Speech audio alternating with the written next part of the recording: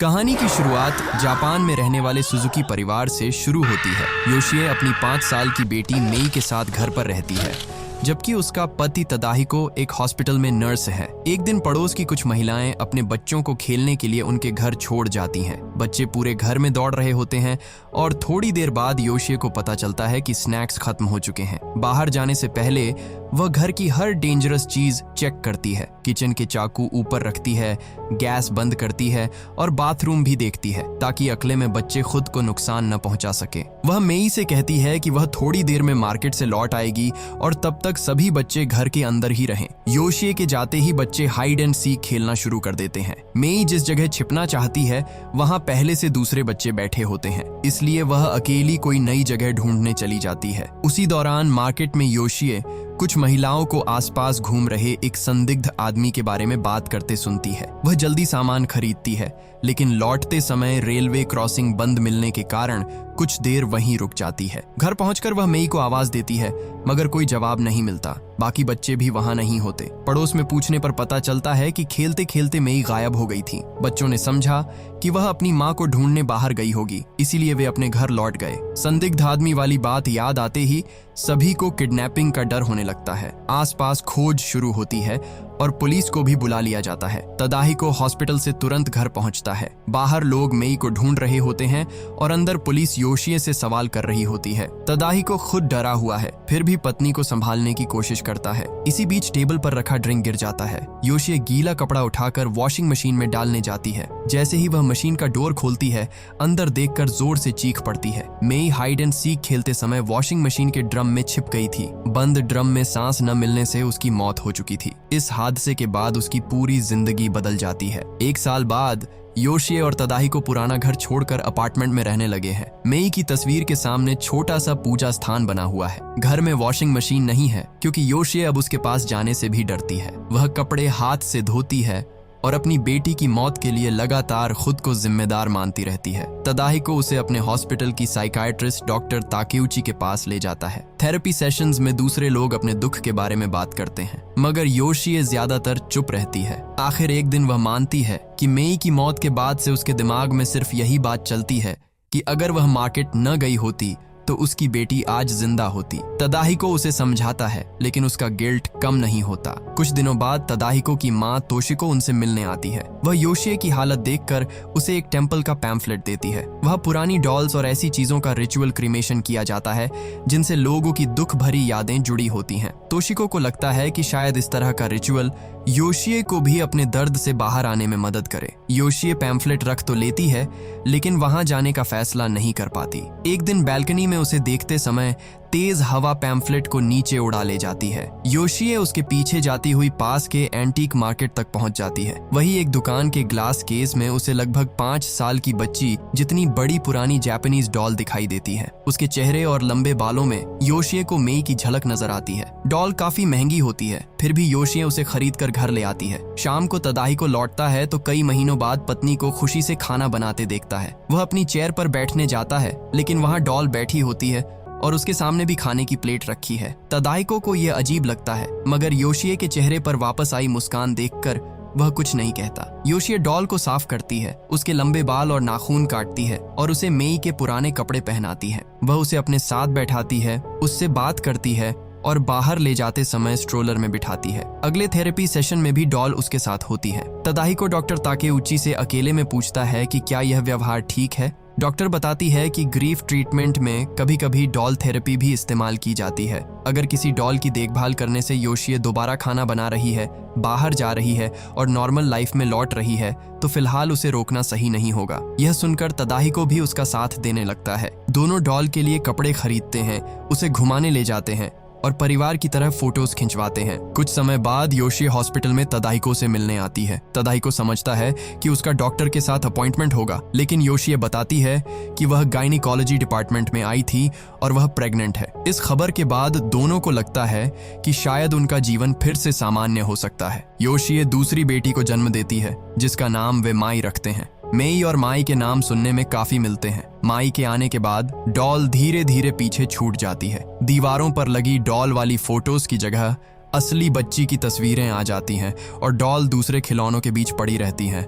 एक रात बेबी माई लगातार रो रही होती है। योशिए पुराने डॉल को उसके पास लिटा देती है और माई शांत हो जाती है। कुछ देर बाद फिर से रोने की आवाज आती है। योशिए कमरे में पहुंचती है तो डॉल माई के बहुत पास आ चुकी होती है। उसके लंबे बाल बच्ची की गर्दन और उंगलियों के चारों तरफ कसकर लिपटे होते हैं। योशिए तुरंत बाल हटाकर माई को उठाती है। तदाहिको इसे एक एक्सीडेंट मानता है और कहता है कि कभी कभी बाल छोटे बच्चे के शरीर में फंसकर इस तरह लिपट सकते हैं। फिर भी दोनों डॉल को उसके पुराने बॉक्स में बंद करके स्टोरेज रूम के सबसे पीछे रख देते हैं। उस बॉक्स पर कई पुराने कागज चिपके हैं और कुछ ऐसी जापानीज राइटिंग है जिसे दोनों ठीक से समझ नहीं पाते। 5 साल गुजर जाते हैं।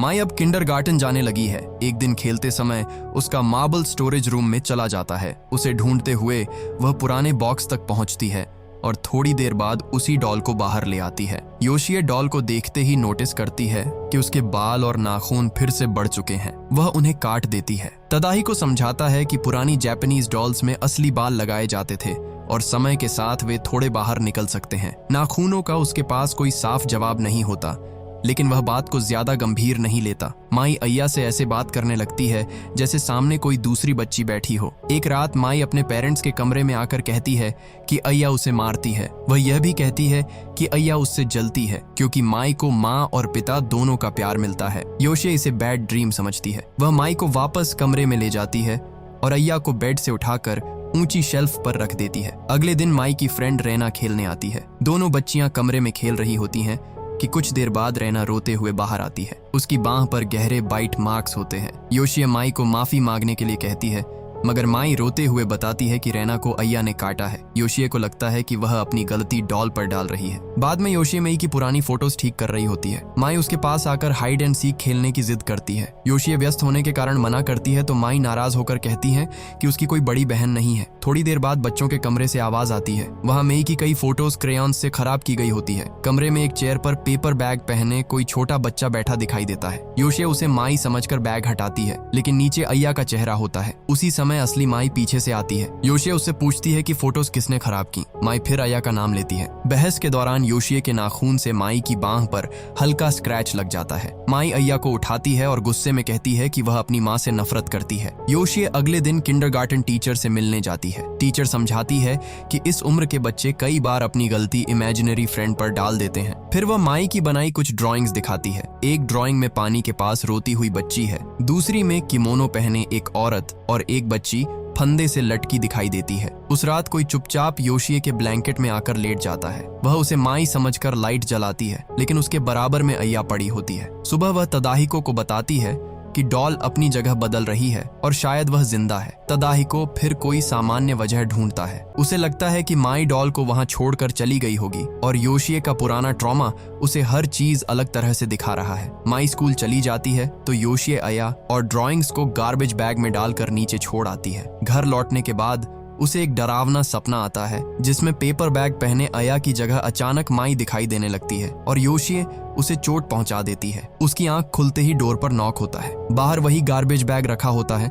साथ में मैनेजर का नोट है कि इतनी बड़ी चीज सामान्य कचरे में नहीं फेंकी जा सकती। अगले कलेक्शन डे पर योशिए खुद वर्कर्स को बैग देकर उसे ले जाने की रिक्वेस्ट करती है। गार्बेज ट्रक कुछ ही दूर गया होता है कि जोरदार एक्सीडेंट हो जाता है। लोग वहां जमा हो जाते हैं और रेस्क्यू टीम वर्कर्स को निकालने लगती है। भीड़ के बीच योशिए माई को अय्या गोद में लिए देखती है। माई ट्रक से डॉल निकालकर वापस ले आई थी। अब योशिए बेबी कैमरा की रिकॉर्डिंग तदाहिको को दिखाती है। वीडियो में माई अय्या से बात कर रही होती है और बीच बीच में किसी दूसरी बच्ची जैसी धीमी आवाज भी सुनाई देती है। योशिए को वह आवाज साफ लगती है, मगर तदाहिको को रिकॉर्डिंग में कुछ समझ नहीं आता। एक दिन माई फिर हाइड एंड सीक खेलने लगती है। खेल के दौरान योशिए को हॉलवे में कोई छोटा सा शरीर तेजी से गुजरता दिखाई देता है। वह उसका पीछा करते हुए लॉन्ड्री एरिया तक पहुंचती है और वॉशिंग मशीन के ड्रम में एक बच्चे का हाथ देखती है। पुराना हादसा याद आते ही वह घबरा जाती है और डोर खोलकर बच्चे को खींचने लगती है। अंदर से अय्या का डरावना चेहरा उस पर झपटता है। योशिए उसे धक्का देती है, लेकिन जमीन पर गिरते ही वह अय्या नहीं माई बन जाती है। माई का सिर टकरा जाता है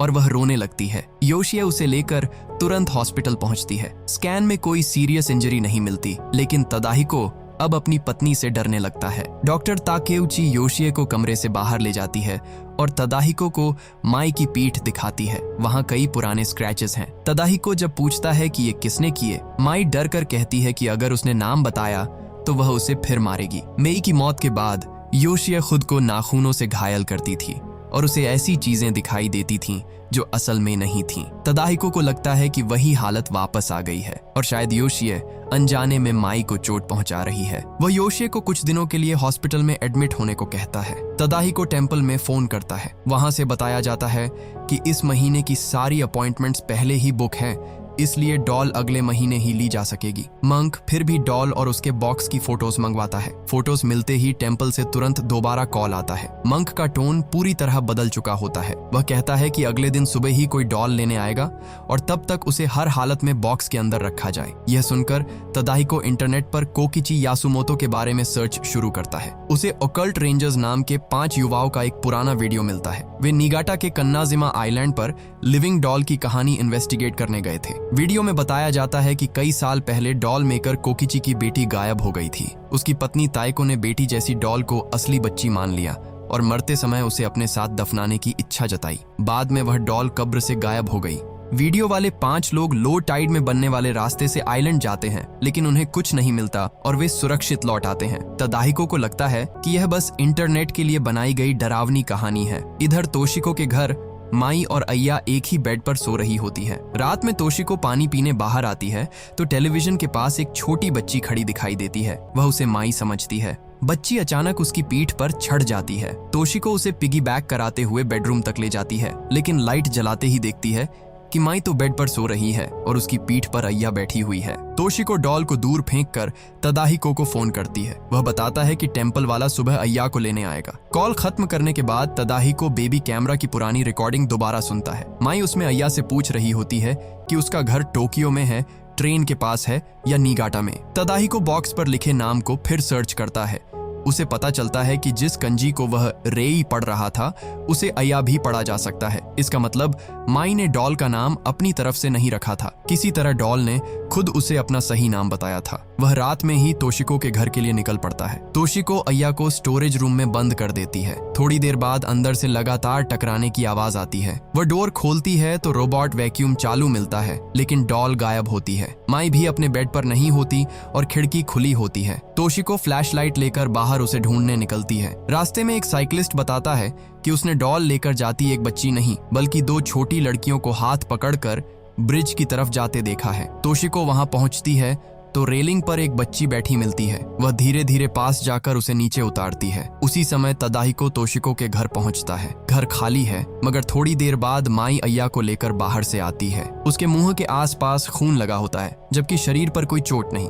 तदाहिको उसका मुंह साफ करता है और अय्या को बॉक्स में बंद कर देता है। तभी पुलिस की कार वहां आती है। उनके साथ घायल और घबराई हुई तोशिको होती है। प्लेन क्लोथ्स ऑफिसर यामामोटो बताता है कि तोशिको ब्रिज के पास बेहोश मिली थी। तोशिको कहती है कि रेलिंग पर बैठी बच्ची माई जैसी लग रही थी, लेकिन उसे नीचे उतारने के बाद पीछे से किसी दूसरी चीज ने उस पर हमला किया। उसकी बांह पर गहरे बाइट मार्क्स भी होते हैं। यामामोटो ब्रिज का सीसीटीवी फुटेज दिखाता है। धुंधली रिकॉर्डिंग में एक बच्ची रेलिंग पर बैठी है। तोशिको उसे नीचे उतारती है और उसी समय अंधेरे से दूसरी बच्ची दौड़कर उस पर हमला करती है। दोनों के चेहरे साफ नहीं दिखते, इसीलिए किसी को समझ नहीं आता कि रेलिंग पर बैठी बच्ची माई थी या हमला करने वाली। तदाहिको को माई के मुंह पर लगा खून याद आता है और पहली बार वह भी डॉल से डरने लगता है। अगली सुबह टेम्पल का मंक तेराशिमा अय्या को लेने आता है। तदाहिको हाथ में गोल्फ क्लब लेकर तैयार खड़ा रहता है। तेराशिमा बॉक्स खोलकर डॉल को मंत्र लिखे कपड़े में लपेटता है और कार के ट्रंक में रख देता है। वह तदाहिको से कहता है कि ठीक 10 बजे टेम्पल पहुंचना, क्योंकि उसी समय क्रीमेशन रिचुअल शुरू होगा। टेम्पल में कई लोग अपनी पुरानी डॉल्स जलाने आए होते हैं। तदाहिको अपनी आंखों के सामने कपड़े में लिपटी अय्या को बाकी डॉल्स के साथ आग में जाते देखता है और उसका वीडियो भी बना लेता है। वह हॉस्पिटल जाकर योशिए को रिकॉर्डिंग दिखाता है। दोनों को लगता है कि अब खतरा खत्म हो चुका है। असल में तेराशिमा ने अय्या को जलाया ही नहीं था। उसे पता था कि कोकिची यासुमोतो की डॉल्स कलेक्टर्स के बीच बहुत कीमती है। उसने किसी दूसरी डॉल को कपड़े में लपेटकर आग में डाल दिया और असली अय्या को बेचने के लिए एक एंटीक डीलर के पास ले गया। डीलर डॉल को असली तो मानता है, लेकिन उसके ओरिजिनल कपड़े न होने के कारण बहुत कम कीमत लगाता है। तेराशिमा डील से नाराज होकर डॉल वापस ले जाता है। बाहर निकलते समय उसे गले में कुछ फंसता महसूस होता है। अगले ही पल उसके मुंह से लंबे बाल निकलने लगते हैं। वह सांस न ले पाने के कारण गिर जाता है और उसके हाथ से छूटा बॉक्स नीचे जाकर टूट जाता है। तेराशिमा को इमरजेंसी में उसी हॉस्पिटल लाया जाता है जहां तदाहिको काम करता है। टेम्पल का सीनियर प्रीस्ट अय्या को लेकर वहां पहुंचता है और पूरी बात बताता है। तदाहिको डॉल को दोबारा देखकर समझ जाता है कि खतरा खत्म नहीं हुआ। प्रीस्ट कहता है कि अब टेम्पल के लोग भी इसे हैंडल नहीं कर सकते। वह कांडा नाम के एक स्पिरिचुअल स्पेशलिस्ट का नंबर देता है। कांडा फोन पर कहता है कि डॉल को बंद केस में रखा जाए और किसी को भी उसे छूने न दिया जाए। तदाहिको बताता है कि उसका पुराना बॉक्स टूट चुका है, इसलिए अय्या को कुछ समय के लिए हॉस्पिटल के कंसल्टेशन रूम में रख दिया जाता है। एक नर्स उसे उठाकर कहती है कि अंदर कुछ हिल रहा है। तदाहिको डॉल को हल्का सा हिलाता है तो उसके चेहरे के पास से बच्चे का एक दांत नीचे गिरता है। वह उसे सीटी स्कैन रूम में ले जाता है। स्कैन की इमेज देखकर सब हैरान रह जाते हैं। डॉल के अंदर लकड़ी या मिट्टी का ढांचा नहीं, बल्कि लगभग 5 साल की बच्ची का पूरा ह्यूमन स्केलेटन मौजूद है। तदाहिको पुलिस को खबर देता है और ऑफिसर यामामोटो हॉस्पिटल पहुंचता है। ह्यूमन बोन्स मिलने के कारण वह डॉल को फोरेंसिक लैब ले जाने का फैसला करता है। उसी समय कांडा भी वहां आ जाता है। वह ऐसे रिचुअल्स और कर्सेस को समझने वाला व्यक्ति है। वह यामामोटो को वार्निंग देता है कि यह किसी नॉर्मल क्राइम का एविडेंस नहीं है, लेकिन ऑफिसर उसकी बात नहीं मानता। कांडा यामामोटो की एक पोलरॉइड फोटो खींचता है जिसमें वह अय्या को पकड़े खड़ा है। वह फोटो ऑफिसर को देकर कहता है कि रास्ते में इसे दोबारा देखना। यामामोटो डॉल को पैसेंजर सीट पर रखकर लैब की तरफ निकलता है। कांडा, योशिए और तदाहिको दूसरी कार से उसके पीछे जाते हैं। रास्ते में कांडा बॉक्स की फोटोज को उल्टी तरफ से पढ़ता है। वह बताता है कि बॉक्स पर लिखे शब्द ब्लेसिंग नहीं थे, वे ऐसे मंत्र थे जो अय्या को उसी बॉक्स के अंदर रोक कर रखते थे। उसके बाहर आने के बाद वह किसी को भी बच्ची जैसा इल्यूजन दिखाकर अपने कंट्रोल में कर सकती है। टनल में पहुंचते ही यामामोटो की पैसेंजर सीट खाली हो जाती है। अगले पल अय्या सड़क के बीच खड़ी दिखाई देती है। वह ब्रेक लगाता है और उसे लगता है कि कार ने किसी छोटी बच्ची को टक्कर मार दी है। बाहर निकलने पर उसे बच्ची टायर के पास फंसी और दर्द से रोती हुई दिखाई देती है। जब बाकी तीनों वहां पहुंचते हैं, यामामोटो रोड के किनारे बैठकर अय्या को सीने से लगाए रो रहा होता है। कांडा मंत्र पढ़कर उसे डॉल के असर से बाहर निकालता है। फिर अय्या को एक मजबूत मेटल बॉक्स में बांधकर कई लॉक्स लगा देता है। इसके बाद वह योशिए और तदाहिको को एक बूढ़े डॉल कलेक्टर मुनेहारू इकेतानी के घर ले जाता है। इकेतानी कोकिची यासुमोतो के बारे में सालों से रिसर्च कर रहा था। वह अय्या को देखते ही पहचान लेता है और बताता है कि जवान उम्र में वह निगटा के एक गांव में पुलिस ऑफिसर था। उस समय कोकिची खुद पुलिस स्टेशन आया था। उसने माना था कि उसकी बेटी के गायब होने वाली कहानी झूठी है। उसकी बेटी का नाम ऐसे कांजी से लिखा जाता था जिसे रेई और अय्या दोनों पढ़ा जा सकता है। अय्या जन्म से बहुत कमजोर थी और अक्सर बीमार रहती थी। उसकी माँ ताइको को लगता था कि बच्ची पूरी जिंदगी दर्द में रहेगी। एक दिन ताइको ने बेटी के साथ फंदा लगाकर जान देने की कोशिश की। इस कोशिश में अय्या की मौत हो गई, मगर ताइको बच गई। पत्नी को मर्डर के आरोप से बचाने के लिए कोकिची ने अपनी बेटी के शरीर को छिपाने का फैसला किया। उसने उसकी हड्डियों पर क्ले चढ़ाकर लाइफ साइज डॉल बनाई और उसमें अय्या के असली बाल और नाखून इस्तेमाल किए। बाहर से वह कोकिची की सबसे सुंदर डॉल लगती थी, लेकिन उसके अंदर उसकी बेटी का स्केलेटन था। ताइको उस डॉल को ही अपनी जिंदा बेटी मानकर रखती रही। मरते समय उसने इच्छा जताई कि उसे और अय्या को कन्नाजिमा आइलैंड पर एक ही कब्र में दफन किया जाए। कुछ समय बाद जब कब्र खोली गई, ताइको के रिमेन्स अंदर थे, लेकिन डॉल गायब थी। इक्केतानी का मानना है कि किसी ग्रेव रॉबर ने महंगी डॉल समझकर उसे निकाल लिया होगा। योशिए को लगता है कि अय्या अपनी माँ से अलग होने के कारण भटक रही है। वह सुझाव देती है कि डॉल को वापस ताइको की कब्र में रखा जाए। कांडा मान जाता है, लेकिन वार्निंग देता है कि कन्नाजिमा आइलैंड पर जाना आसान नहीं होगा। निगाटा जाते समय तदाहिको ऑकल्ट रेंजर्स वाला वीडियो कांडा को दिखाता है और कहता है कि 5 लोग आइलैंड से सुरक्षित लौट आए थे। कांडा उसे वीडियो की शुरुआत और एंडिंग में लोगों की गिनती करने को कहता है। जाते समय वहां 5 लोग होते हैं, लेकिन लौटते समय उनके पीछे एक छठी छोटी लड़की भी चलती दिखाई देती है। किसी ने उसकी मौजूदगी नोटिस नहीं की थी। रात में वे आइलैंड के पास एक इन में रुकते हैं। ताइको की कब्र की एग्जैक्ट लोकेशन किसी को नहीं पता, इसलिए कांडा कमरे में रिचुअल शुरू करता है। वह आइलैंड का मैप जमीन पर फैलाता है और धागे से बंधा एक छोटा वेट उसके ऊपर लटकाता है। मंत्र पढ़ते समय वेट अपने आप घूमकर मैप के एक हिस्से पर रुकता है। उस जगह को बड़ा करके प्रोसेस दोहराने पर उन्हें कब्र का छोटा सा एरिया मिल जाता है। रिचुअल के दौरान अय्या वाला मेटल बॉक्स भी कमरे में रखा होता है। अचानक लाइट्स बंद हो जाती है और बॉक्स खाली मिलता है। अंधेरे में छोटे पैरों के दौड़ने की आवाज आती है। कांडा योशिए को पोलारॉइड कैमरा देता है और लगातार फोटोज खींचने को कहता है। हर फ्लैश में अय्या अलग जगह दिखाई देती है, कभी दीवार के पास और कभी उनके बिल्कुल पीछे। अय्या तीनों पर हमला करती है। तदाहिको मंत्र लिखे सीलिंग बैग को लेकर उसे पकड़ने की कोशिश करता है। काफी संघर्ष के बाद वह डॉल को बैग के अंदर बंद कर देता है। लाइट्स वापस आती है तो कांडा का पैर बुरी तरह जख्मी होता है। अंधेरे में वह जमीन पर पड़ी लंबी नेल पर चढ़ गया था और अब ठीक से चल नहीं सकता। सुबह आइलैंड पर योशिए और तदाहिको को अकेले जाना पड़ता है। कांडा उन्हें मैप, शवल और मेटल डिटेक्टर देता है। पुराने समय में शव के साथ 6 कॉइन्स रखने की परंपरा थी। ताइको की कब्र में भी वे कॉइन्स होने चाहिए, इसलिए डिटेक्टर सही कॉफिन ढूंढने में मदद कर सकता है। लो टाइड में समुद्र के बीच पत्थरों और रेत का एक रास्ता बनता है। वार्निंग बोर्ड पर लिखा है कि यह रास्ता सिर्फ 2 घंटे तक खुला रहेगा। टाइड लौटने पर वह पानी के नीचे चला जाएगा और फिर अगली सुबह ही बाहर निकला जा सकेगा। तदाहिको अपनी वॉच में 2 घंटे का टाइमर सेट करता है। योशिए सीलिंग बैग में बंद अय्या को उठाती है और दोनों आइलैंड की तरफ चल पड़ते हैं। मैप के हिसाब से वे घने पेड़ों के बीच पुराने श्राइन के निशान ढूंढते हैं। काफी देर बाद टूटा हुआ टोरी गेट और जमीन में दबी कई पुरानी कब्रें मिलती हैं। मेटल डिटेक्टर से तुरंत कोई सिग्नल नहीं आता। समय लगातार कम हो रहा होता है। आखिर डिटेक्टर आवाज करता है और दोनों उस जगह को खोदना शुरू कर देते हैं। पहली कॉफिन किसी और की निकलती है। वे दोबारा तलाश करते हैं और कुछ दूरी पर दूसरी जगह सिग्नल मिलता है। इस बार कॉफिन पर ताइको यासुमोतो का नाम लिखा होता है।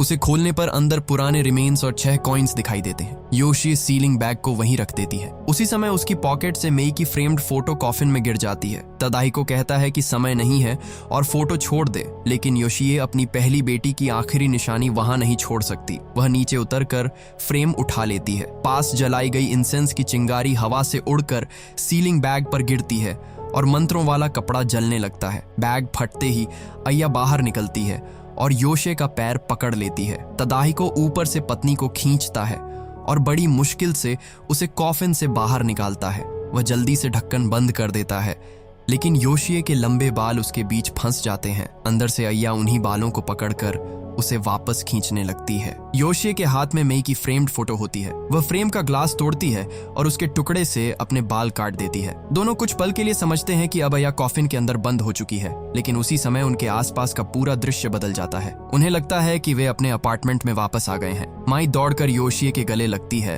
मगर उसकी पकड़ लगातार कसती जाती है। योशिए मिरर में देखती है तो उसकी जगह अय्या उसका गला दबा रही होती है। दूसरी ओर तदाहिको वॉशिंग मशीन के अंदर माई को बंद देखता है और शवल से उसका ग्लास तोड़ने लगता है। असल में वह वॉशिंग मशीन नहीं, आइलैंड वाली कॉफिन पर वार कर रहा होता है। इल्यूजन के अंदर वह जिस बच्ची को बाहर निकालता है वह माई नहीं बल्कि उनकी मरी हुई बेटी मेई होती है। मेई अय्या के पास जाकर उसका हाथ पकड़ती है और उसे योशिए से दूर ले जाती है। उसी पल इल्यूजन टूटता है और तदाहिको कॉफिन खोलकर योशिए को बाहर निकाल पाता है। दोनों को लगता है कि मेई ने आखिरी बार उनकी मदद की है। टाइड वापस आ रही होती है, इसलिए वे तुरंत आइलैंड से निकलते हैं। रास्ते में उन्हें कुछ दूरी तक मेई की छोटी सी आकृति साथ चलती दिखाई देती है, फिर वह धीरे धीरे गायब हो जाती है। इसके बाद योशिए और तदाहिको अपनी बेटी माई के साथ अपार्टमेंट लौटते दिखाई देते हैं। वे मेई की तस्वीर के सामने हाथ जोड़कर उसका धन्यवाद करते हैं। अगले दिन तीनों साथ ब्रेकफास्ट करते हैं। योशिए माई को अपने हाथ से कुकीज खिलाती है और घर में पहली बार सब कुछ पूरी तरह नॉर्मल लगता है।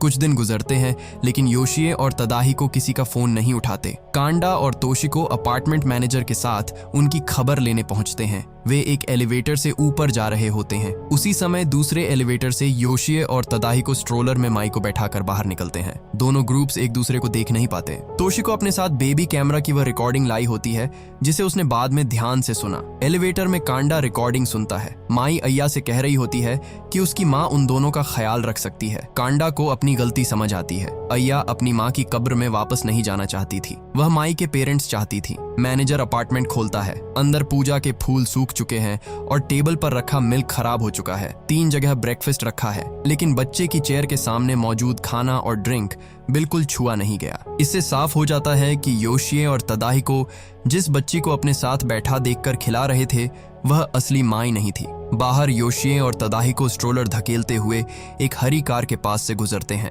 वह अपने पेरेंट्स को देखकर शीशे पर हाथ मारती है और उन्हें बुलाती है। मगर दोनों उसकी तरफ देखते तक नहीं। स्ट्रोलर में बैठी बच्ची एक पल के लिए अपने असली रूप में दिखाई देती है। वह माई नहीं, अया डॉल है। इसी डरावने सीन के साथ कहानी खत्म हो जाती है और हमारे साथ हमेशा ऐसे ही जुड़े रहने के लिए आप हमारे चैनल द योगी को सब्सक्राइब कर लीजिए। जल्द मिलेंगे अगली वीडियो में।